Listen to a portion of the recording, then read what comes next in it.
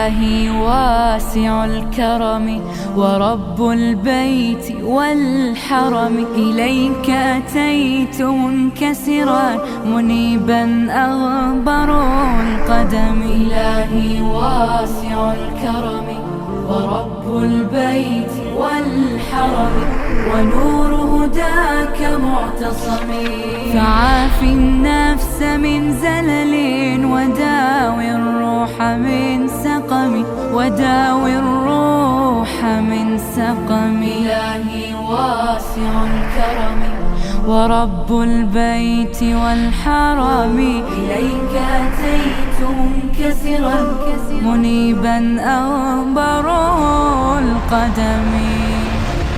إلهي واسع الكرم ورب البيت والحرم، إليك أتيت. بسم الله الرحمن الرحیم. اللهم صل على محمد وعلى آل محمد كما صليت على إبراهيم وعلى آل إبراهيم إنك حميد مجيد، وبارك على محمد وعلى آل محمد كما باركت على إبراهيم وعلى آل إبراهيم إنك حميد مجيد. عرض سلام دارم و ادب و احترام خدمت همه شما خوبان و عزیزان. در ادامه بررسی آیات مرتبط با حج در کلام الله مجید جا داره از آیه 158 سوره مبارکه بقره یاد کنیم. آیه که در اون الله متعال دو مکان از مکانهای مقدس روی زمین رو برای ما معرفی میکنه. آیه‌ای که در اون دو مکان رو الله متعال که مرتبط با حج و عمره به ما گوش زد میکنه، به ما یادآور میشه تا یک تاریخی رو، تا یک خاندانی رو، تا یک شخصیت‌هایی رو به ما به عنوان نمونه و الگو معرفی کنه، با اون هم در خلال آیاتی که مرتبط به صبر، مرتبط به استقامت، مرتبط به تلاش و کوشش، مرتبط به ابتلا و آزمایش. در آیه 153 سوره مبارکه بقره 5 آیه قبل از این آیه که ما بهش خواهیم رسید و محل صحبت و سخن ماست، الله متعال دعوت میکنه بندگانش رو به صبر و استقامت و استعانت از صبر و نماز در زندگی. و همچنین در ادامه آیه الله متعال در آیات بعدی اشاره میکنه به انواع ابتلاعات، سختی ها، مشکلاتی که در مسیر زندگی میاد، از نقص در اموال، در جانها، در ثمرات زندگی، از ترس، از نگرانی، از اضطراب. بعد از این آیات الله متعال بشارت میده انسان رو، بشارت میده بندگان صابر خودش رو، مبشر صابرین، و میفرماید بشارت بده صابرین رو. بشارت الله تعالی نشان از نعمت و رحمت الله تعالی داره و میفرماید کسانی که صبر میکنن در آزمایش‌ها و ابتلاعات، اینها همون کسانی هستند که درود الله تعالی بر اونهاست و اینها همون کسانی هستند که هدایت یافتن. به یک باره در ظاهر داره موضوع عوض میشه. بعد از آیات مرتبط با صبر، استقامت، تلاش، کوشش، آزمایشات مختلف، آیه 158 میرسه. ان الصفا والمروه من شعائر الله. یک بار صحبت از صفا میشه، صحبت از مروه میشه، صحبت از مقدسات الله تعالی میشه. الله تعالی بعد از این که تمجید میکنه صابرین رو در ابتلاعات و آزمایشات، از صفا صحبت میکنه، از مروه صحبت میکنه و این دو رو مقدس میدونه. صفا یک کوهی کنار کعبه، مروه یک کوهی به اندازه صفا چند صد متر اونورتر در کنار کعبه. تاریخ داره. چرا یک دفعه بعد از آیات صبر و استقامت صحبت از صفا و مروه میشه؟ چرا یک دفعه این دو کوه مقدس میشن، از شعائر الله تعالی میشن، نشانه های عظمت الله تعالی؟ دو کوه صفا و مروه که یادآور یک تاریخ. صفا و مروه برای هر انسان مسلمان یک اسم آشناست. صفا و مروه برای کسایی که رفتن مکه، عمره رفتن، حج رفتن، خیلی با صفاست. هم صفاش با صفاست، هم مروهش، هم تلاش بین صفا و مروه. اینجا هم طوافه. تنها کنار کعبه نیست که طواف میشه، صفا و مروه هم هست طواف میشه. یک سالن طولانی چند صد متری کنار مطاف محل طواف. عزیزانی که نرفتن حتما در عکس ها دیدن، در فیلم ها دیدن. اون سالن بزرگی که در نزدیکی کعبه امتداد داره همون بین صفا و مروه است. این طرفش صفاست، اون طرفش مروه است. ان الصفا والمروه من شعائر الله. صفا و مروه از شعائر الله تعالی است. صفا و مروه چی هست اصلا؟ چی شد یک دفعه در خلال آیات صبر و استقامت و صابرین صفا و مروه اومد؟ بحث از طواف اینها در حج و در عمره اومد. ان الصفا والمروه من شعائر الله فمن حج البيت او اعتمر فلا جناح عليه ان يطوف بهما. کسی که خانه رو حج میکنه، به اومده به حج بیت الله یا عمره اومده، ملامتی بر اون نیست که اینها رو طواف بکنه، این دوتا رو طواف بکنه. صحبت از طواف اینهاست، هم در حج هم در عمره.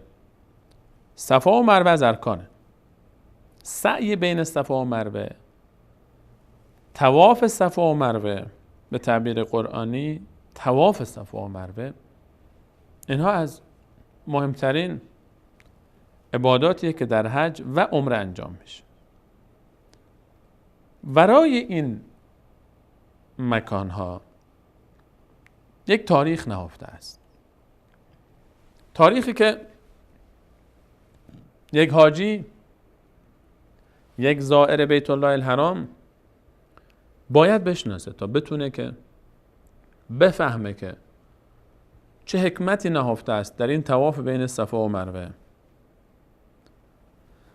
اون تاریخی که مرتبط با آیات قبل از این آیه، آیات صبر استقامت. اون تاریخی که مرتبط با اون خونه‌ای که اون طرفتر خونه کعبه، بیت الله. ابراهیم علیه السلام در پیری الله تعالی بهش فرزندی میده، اسمش رو میگذاره اسماعیل. خیلی هم دوستش داره، بالای 90 سال سنش. تازه الله تعالی بهش پسری داده، اولین فرزندش.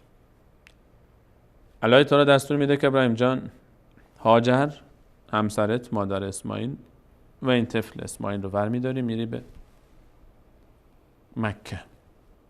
مکه که اون موقع مکه نبود، یک دشتیست، یک منطقه چند تا کوه وسطش، یک آبادی هم نیست، یک فضای بازه، یک دشت، نه آبی داره نه آباد داره. حرکت میکنه از فلسطین، میاد به مکان مسجدالحرام فعلی که موقع یک زمین خالیه، میگذاره زن و بچه رو. الان دستور رسیده که باید بره. اینجا رو میدونه که مکان کعبه است. الان کعبه ازش خبری نیست، ولی کعبه اینجا بوده و قرار خودش در آینده این کعبه رو تجدید بنا کنه. میگذاره و دستور اینه که باید برگرد. برمیگرد.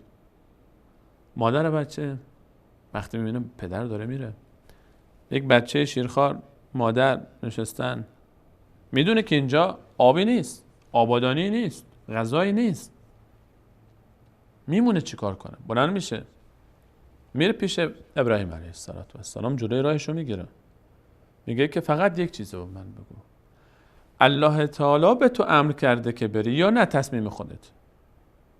میفرماید نه، دستور الله تعالی است. بانوی بزرگ صفا و مروه، بانویی که قدمگاهش میشه مقدس، میشه از شعائر الله تعالی، هاجر، میفرماید اذا لا یضیعنا، پس حالا که اینطوریه که الله تعالی بهت گفته و دستور داده که بری، پس اون ما رو اینجا از بین نمیبره، برو. این تاریخه، این درسه. چرا ما وقتی که از الله متعال میخوایم که به رسول صلی الله علیه و سلم درود بفرسته، میخوایم درودی بفرسته به مانند درودی که بر ابراهیم و آل ابراهیم علیهم السلام فرسته. وقتی میخوایم که برکت بده به رسول صلی الله علیه و سلم و خاندانش، میفرماییم برکتی به مانند کما بارکت علی ابراهیم و علی آل ابراهیم، اون برکتی که به ابراهیم و آل ابراهیم داری به اینا بده. ابراهیم علیه السلام برمیگرد، هاجر همسر ایشون میفهمه که دستور الله تعالی است، توکل میکنه به الله تعالی، توکل. اما توکلش به این معنا نیست که بشینه همینجا دست رو دست بذاره خب بگه هر چی شد دیگه، نه، تراشش هم انجام میده. آب تموم میشه، اون مقداری که همراهشون بوده، شیری هم برای فرزند نداره که بهش بده.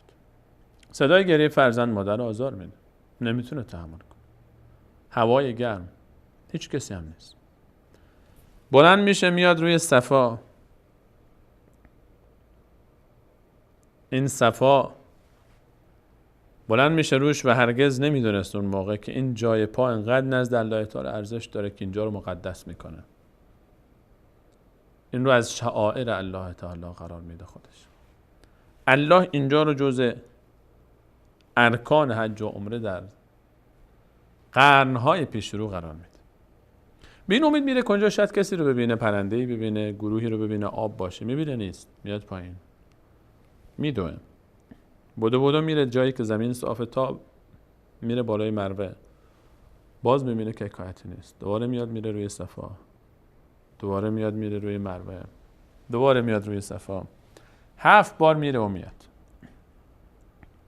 الان روی مروه وایستاده، 7 باره که مادر دلسوزی که نمیتونه گریه مادر فرزند رو تحمل بکنه و توکل کرده به الله تعالی، الان تلاش میکنه، تمام سعی خودش رو به خرج میده، بین صفا و مروه میره و میاد. آسمان نظاره‌گرن، الله تعالی این صحنه رو داره میبینه. این توکل و اون تلاش براش کافیه. جبرائیل امین رو میفرست، میاد و اسماعیل رو دستور میده تا پاش رو بزنه به زمین، میزنه به زمین، بهترین آب روی زمین جوشش پیدا میکنه، چاه زمزمی به وجود میاد، آب زمزم میاد بیرون. از اون طرف هاجر میبینه که زیر پای فرزندش آب حرکت کرده، میاد و از خوشحالی این آبی رو که داره حرکت میکنه و جاری میشه میفهمد زمزم زمزم زمزم، جمع شو جمع شو. نگرانه که نکنه این آب کم باشه و گم بشه، میخواد حالا یک نیمچه حوضچه‌ای درست بکنه این آب رو نگه داره تا چند روز آینده استفاده بکنه. این آب اسمش میشه زمزم. اون طرف صفا و مروه، این آب میشه بهترین آب روی زمین، شفا میشه برای بیماری ها، مبارک میشه. و اون قدمگاه اون طرف در بین صفا و مروه هم مبارک میشه.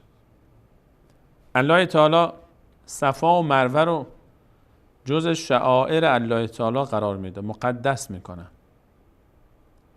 سعی بین صفا و مروه رو واجب میکنه بر هر کسی که برای حج میاد یا عمره میاد، تا به یاد هاجر بیاد این مسیر رو ادامه بده و بلکه همون جایی که هاجر در فاصله بین صفا و مروه زمین صافی بود و میتونست که بدوه، باید مردان بدون، زنان نیازی نیست بدون، چون هاجر به جای همه زنهای تاریخ دوید. مردها باید بدون تا از هاجر همت یاد بگیرن، تا از هاجر توکل و استقامت و صبر یاد بگیرن، تا در بین صفا و مروه نشون بدن که جای پای ابراهیم که هیچ همسر و فرزندش هم قدم میگذارن، تا نشون بدن که میخوان خانواده‌ای به مانند خانواده ابراهیم در زندگی داشته باشن. الله تعالی بعد از آیات مرتبط به صبر در سوره مبارکه بقره از آیه 153 به بعد که از امتحانات و ابتلاعات میگه، بهترین نمونه رو معرفی میکنه و نتیجه این صبر استقامت رو ما میگه. هر کی که میره به حج و هر کی که مشرف میشه به زیارت مسجد الحرام، چه در حج چه در عمره، حج سختی داره، مشکلات داره، دوری از خانه و خانواده داره، کم بود امکانات بعضی جاها شاید باشه، هوای گرمه، ازدحام و شلوغیه، غربت، صفهای طولانی و انتظار هاست. بله، اما باید یاد بگیری از هاجر صبر و استقامت رو. در زندگی باید اینطوری باشه، کل زندگیت صبر و استقامت رو یاد بگیر. شوهرش رفت، صبر کرد، غذاش تمام شد، صبر کرد، ترس بود، تحمل کرد. یک زن با یک بچه تنها در یک بیابان تاریک، در یک جایی که هیچ آبادانی و آبی نیست، صبر کرد، استقامت کرد. نتیجهش چی میشه؟ وقتی توکل بر الله تعالی است، وقتی به خاطر الله تعالی انجام میشه، نتیجهش اینه که ماندگار میشه، میمونه در تاریخ. این عبادت ها، این صحنه ها، این تصاویر میمونه. الله تعالی اینا رو ضبط میکنه، ثبت میکنه و یک روزی به معرض نمایش میگذاره. در آیه 158 الله متعال میفرماد ان الصفا والمروه من شعائر الله. صفا و مروه از مقدسات در نزد الله تعالی، جز شعائر الله تعالی است. فمن حج البیت او اعتمر، کسی که میره به حج بیت الله یا عمره میره. حج و عمره فرق میکنن با هم، گرچه ما خیلی جاها در جامعه ما خیلی میگن فلانی رفته به حج و عمره، یعنی عمره رو هم تعبیر حج استفاده میکنن. نه، عمره هر زیارتی از مسجد الحرام حج حساب نمیشه. عمره طواف دور کعبه است، احرام میپوشه، حاجی میره زائر احرام میپوشه، میره و طواف میکنه کعبه رو، صفا و مروه رو طواف میکنه و سعی رو انجام میده و بعد سرش رو میتراشه یا موهاشو کوتاه میکنه اگر خانمشه. این میشه عمره، تموم میشه. اما حج نیست. حج عرفات داره، حج مزدلفه داره، حج منا داره، حج هر روز 8 ذوالحجه شروع میشه، 12 یا 13 تموم میشه. طولانیه، مسیر ادامه داره، چند روز طول میکشه. حج جداست، عمره جداست. تعبیر درستش اینه، حج عمره. بعضی از عزیزان میگن حج و عمره رفته. نه، اون عمره رفته دیگه، حج رو اضافه نکنیم بهش. الله تعالی میفرماید کسی که میره حج عمره ملامتی نیست که اینجا طواف بکنه. به خاطر این تعبیر استفاده شد که در زمان رسول صلی الله علیه و سلم مسلمین که اونجا میرفتن، مشرکین روی صفا و روی مروه 2 بت گذاشته بودن به اسم اصاف، بعضی آصف گفتن، یا نائله، و اینجا که میرفتن بین این 2 طواف میکردن به نیت تقرب به صاحبان این بت‌ها و اینها رو مس میکردن، دست میکشیدن. مسلمان ها از این کار خوششون نیامد، احساس کردن که الان سعی بین صفا و مروه هم دیگه انجام نشه بهتره. الله متعال فرمود هیچ ملامتی نیست این کار بکنید، چرا که اصل صفا و مروه به خاطر شرک و بت پرستی نبوده. این طواف باید انجام بشه تا اصلاح بشه این مشکل. الله متعال میفهمد کسی که حج میکنه یا عمره میکنه ملامتی برایش نیست که طواف بکنه بین این دوتا. طواف انجام میشه، گرچه شکل دایره‌ای نداره این طواف، شکل رفت و برگشتی داره دیگه، یعنی از صفا شروع میشه به مروه میره، صفا میره مروه. و من تطوع خیرا فإن الله شاکر علیم.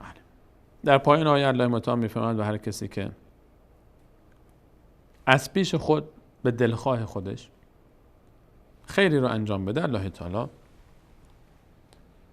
سپاسگزاری میکنه ازش، قدر خیرش رو میدونه و آگاهه که چگونه ازش تقدیر بکنه. الله تعالی تقدیر میکنه کار خیرش رو، عبادتش رو، سعی و تلاشش رو و اینها رو بیهوده نمیگذاره.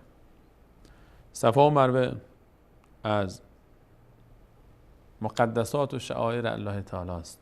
صفا و مروه در کنار کعبه یادگار هاجر اون بانوی بزرگواره، همونطوری که زمزم یادگار اسماعیل پسرشه، همون گونه‌ای که کعبه یادگار ابراهیم شوهرشه، مقام ابراهیم جای پای شوهرش هم اونجا هست.